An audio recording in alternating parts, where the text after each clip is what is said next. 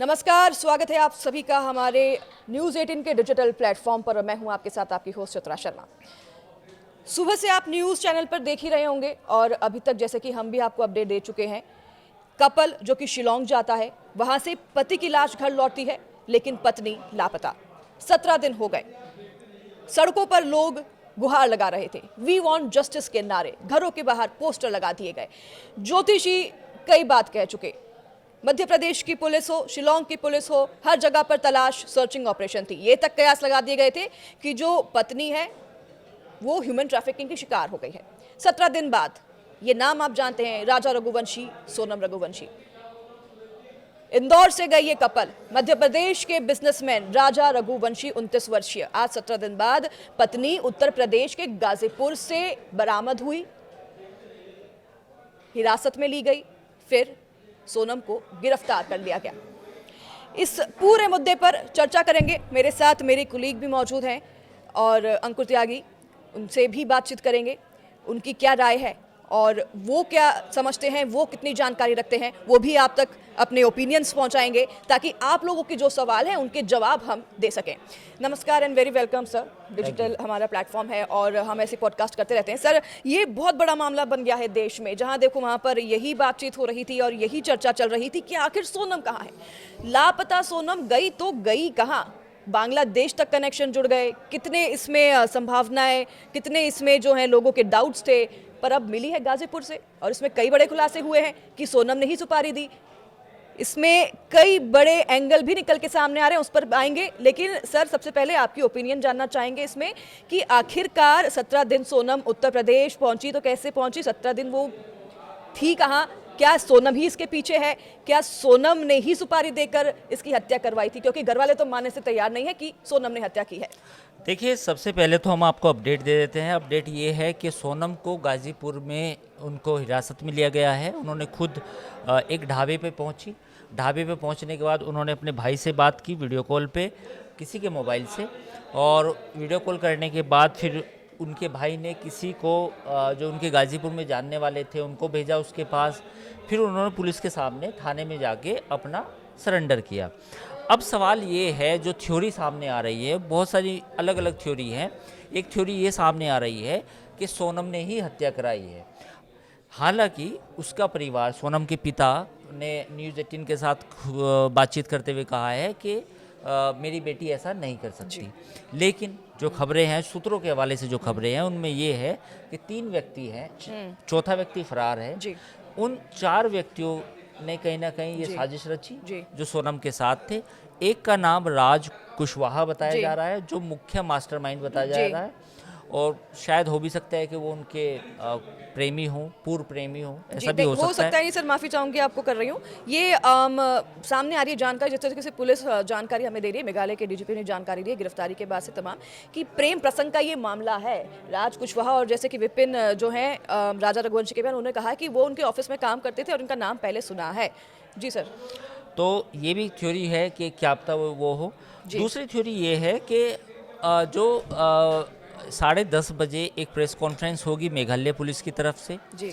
और इसके बाद जो है एक इंदौर जो पुलिस है वो भी गाजीपुर के लिए रवाना लगभग हो चुकी है। एक व्यक्ति को सागर से गिरफ्तार किया गया है। तो कुल मिला के कहानी ये है कि ये बिल्कुल एक लव ट्रायंगल लग रहा है कि भाई सोनम की शादी हुई। सोनम के भाई का कहना ये है कि 4 महीने पहले जो सोनम की जो शादी थी वो अरेंज मैरिज की गई थी। दोनों परिवार एक दूसरे को जानते थे और 4 महीने पहले फिर ये एक दूसरे से साथ परिचय हुआ। फिर उसके बाद ये शादी हुई। शादी के बाद ये पहले कामाख्या मंदिर गए। फिर जैसा बताया जा रहा था कि कामाख्या मंदिर पे कोई व्यक्ति ने मिला या किसी से इन्होंने पूछा, तो इन्होंने शिलोंग जाने का प्रोग्राम बना, जो पहले आया था, मैं उसकी बात कर रहा हूँ। उसके बाद शिलोंग में राजा रघुवंशी लापता हो जाते हैं। लापता होने के बाद फिर उनकी सर्च अभियान चालू होता है। यहाँ से मध्य प्रदेश के जो पुलिस कमिश्नर हैं वो भी बात करते हैं शिलोंग पुलिस से। फिर मोहन यादव खुद जो है इस मामले में ट्वीट करते हैं, और कैलाश विजयवर्गीय जो इंदौर के मतलब नेता भी हैं और मंत्री भी हैं, खुद उन्होंने फिर मोहन यादव से बात की कि इसमें सीबीआई जांच की मांग की जाए, सीबीआई जांच की अगर आवश्यकता हो तो की जाए, क्योंकि परिवार लगातार ऐसी मांग कर रहा था।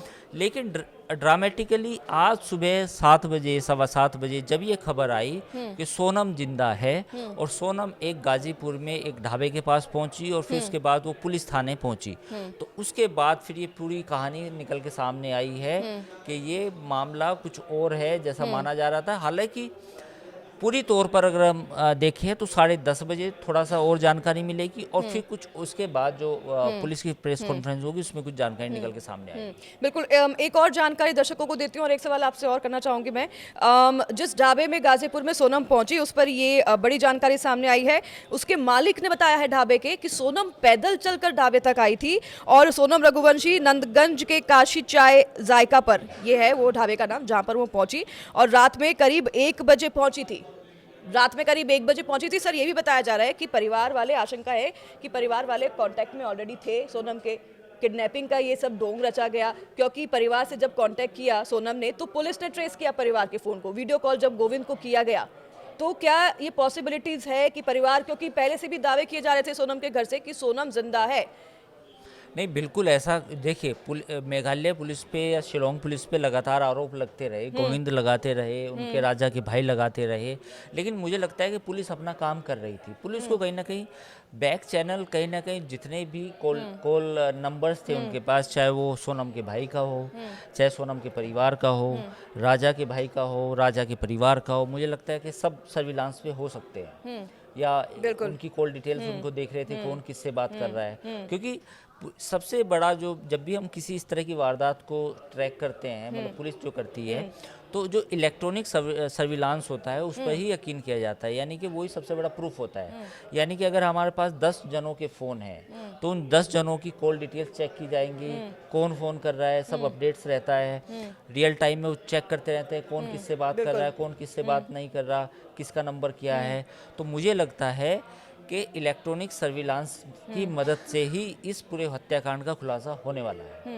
बिल्कुल, आगे भी बहुत बड़े खुलासे होंगे। सर, आपने जैसे कि जिक्र भी किया राज कुशवाहा, जो नाम का आज राज कुशवाहा, हाँ, जिसका नाम आ रहा है। 3 और भी लोग जो आरोपी हैं वो भी मध्य प्रदेश से ही गिरफ्तार हुए, मध्य प्रदेश से ही वो गए हैं। तो पूरा कनेक्शन जो है, पूरा जो मतलब प्लानिंग है, पूरा जो ये अगर सुपारी दी गई, अगर हत्या का जो साजिश है वो रचा गया, मतलब वो पहले से ही, शिलोंग जाने से पहले ही सोच लिया गया था, सुनियोजित तरीके से ये प्लानिंग के तहत हत्या की गई। बिल्कुल, ये तो प्लानिंग लग रही है। आप इसमें कुछ कह नहीं सकते कि प्लानिंग नहीं है, प्लानिंग है।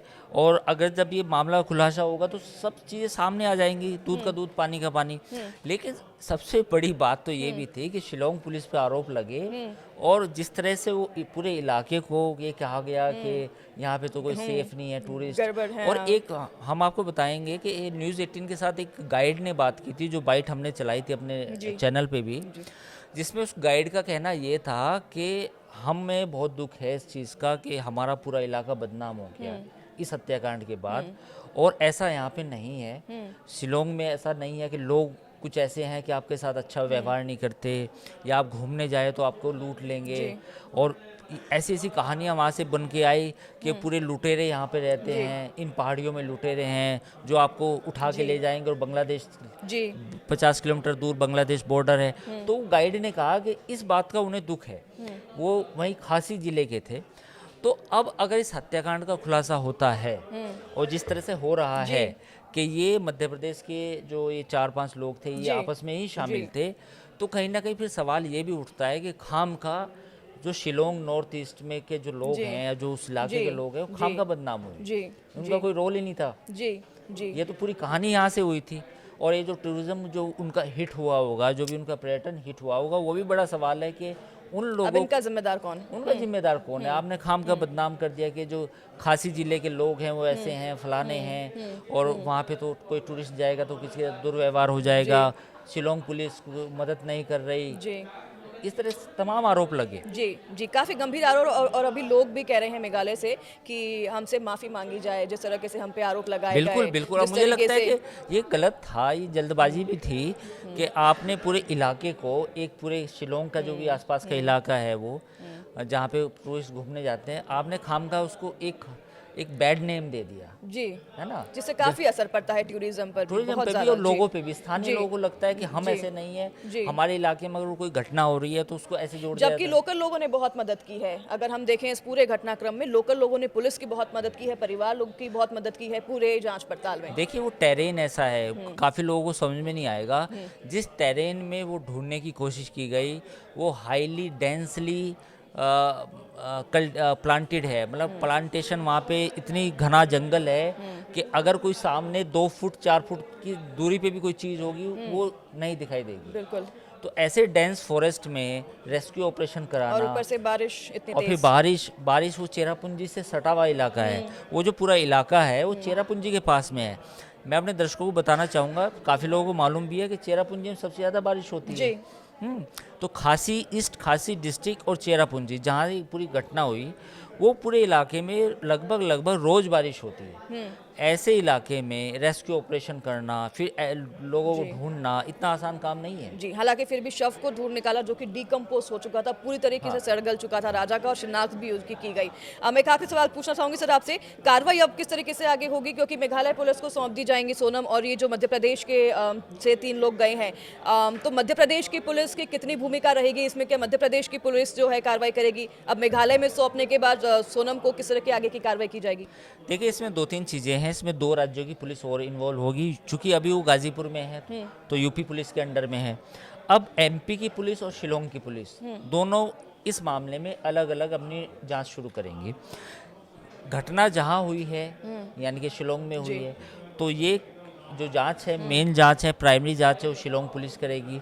वो उनको सोनम को वहाँ लेके जाएगी जी। शिलोंग लेके जाने के बाद वो पूरी घटना का खुलासा करेंगे, बताएंगे कैसे कैसे ये कथित तौर पे जो भी बातें हुई हैं, हत्याकांड हुआ है, जो भी साजिश रची गई है, कैसे हुई। इसके बाद एमपी पुलिस भी, चूंकि वो लोग एमपी के रहने वाले हैं, एमपी पुलिस भी अपनी जांच करेगी। तो मुझे लगता है कि अब 2 राज्यों की पुलिस मेन है। यूपी का तो अब रोल केवल इतना है कि वहाँ पे उनका सौंप दिया गया है, लेकिन 2 राज्यों की police, Shillong police, Meghalaya police और मध्य प्रदेश पुलिस, ये अपनी अपनी जांच करेंगी। प्राइमरली मेघालय पुलिस के जिम्मे ही होगा कि इस हत्याकांड की सारी तह खुल के सामने आए। बिल्कुल। बहुत धन्यवाद सर आपका हमारे साथ जुड़ने के लिए, यहाँ पर हमारे साथ पॉडकास्ट में जुड़ने के लिए। आपकी भी राय हम जानना चाहेंगे कि आपकी क्या राय है, हमें कमेंट में ज़रूर लिख के बताइएगा, और हमारे साथ बने रहिए। हर एक अपडेट के लिए हम आपसे जुड़े हैं और अपडेट हम आप तक पहुँचा रहे हैं। हर एक अपडेट के लिए आप न्यूज़ 18 के साथ जुड़े रहिए। फिलहाल के लिए आपसे लेंगे विदा। नमस्कार।